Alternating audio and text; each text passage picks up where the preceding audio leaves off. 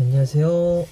2018년 4월 학평 19번 해설 시작하도록 하겠습니다. 자, 우리 돌림인 문제 풀 때는 이 물체에 적용하는 힘 파악이 빠른 시간 내에 할 수 있어야 되고요. 다음 지금 요 문제처럼 요걸 평형을 유지하는 x의 최대값, 최소값 이런 문제를 풀 때는 요 해석을 되게 잘 해줘야 돼요. 이런 평형이 깨지기 직전에 힘의 크기가 0이 되는 지점 판단하는 거. 그래서 요 내용이 되게 중요한 포인트가 된다. 그렇다는 걸 우리가 인지를 좀 할 수가 있어야 되고요. 자, 다음. 현재 막대 PQ가 수평 유지하고 있고, 막대의 무게, 그리고 물체들의 무게에 다, 되어 있다는 걸 알 수가 있습니다. 그래서 우리가 일단 첫 번째 물체에 적용하는 힘 파악부터 선생님이 한번 보여드릴 텐데요. 자, 일단 위에 있는 물체 Q부터 진행을 한번 해보도록 하겠습니다.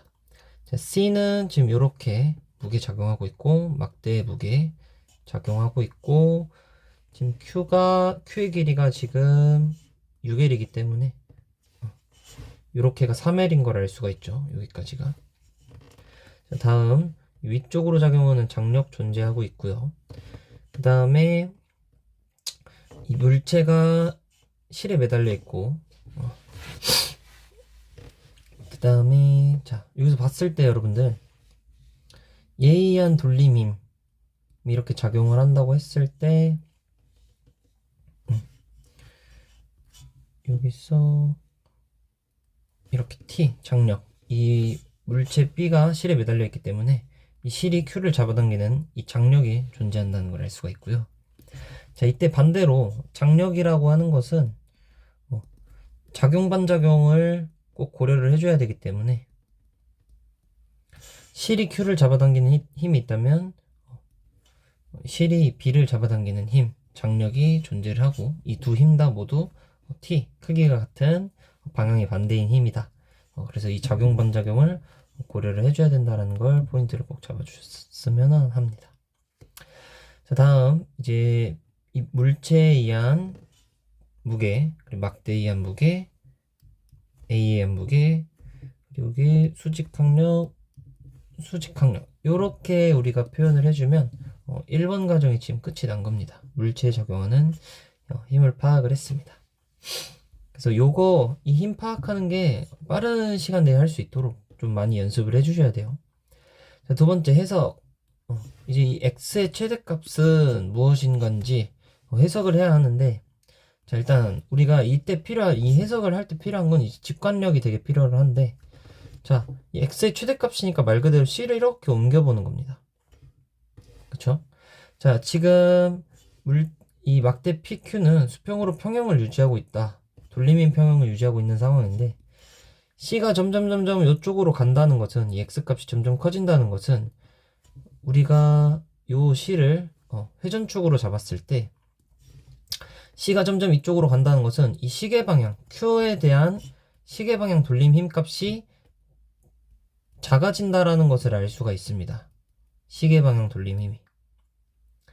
자, 이때 돌림힘 평형이라는 것은 요 힘과 요 힘은 반시계 방향의 돌림 힘이 작용을 하고 있는데 이 반시계 돌림힘과 이 시계 방향의 돌림힘이 지금 평형을 이루고 있는데 C값이 점점 요렇게 축으로부터 거리가 점점 작아진다라고 하는 것은 요쪽 힘도 작아져야지 수평을 유지를 할 수가 있습니다. 하지만 이 막대 무게는 중력을 받는 것은 힘에 변하지가 않고 이 무게 중심도 변하지가 않기 때문에 C가 점점 커질 때, 자, C 값이 점점 X가 최대일 때, 이 장력 T 값이 점점 작아진다라고 우리가 판단을 할 수가 있고요. 자, 그렇게 됐을 때, 지금 이 P도 우리가 지금 돌림힘 평형을 유지를 하고 있는데, 요 두 힘에 의해서 시계방향 돌림힘, 그리고 요렇게 수직항력까지 같이 포함해서 시계방향 돌림힘 여기를 우리가 또 회전축을 잡았을 때요. 그 다음에 요 EM에 의한 반시계에 의한 돌림힘이 평형을 이루고 있는 상황입니다. 근데 만약에 t 값이 점점 작아진다고 하면 이 실이 b를 잡아당기는 힘도 줄어들기 때문에 여기서 이 p를 누르는 힘이 좀 더 커진다라고 판단을 할 수가 있습니다. b가 p를 누르는 힘이 커진다. 그렇다는 건 p의 시계 방향 돌림 힘이 커진다는 뜻이고,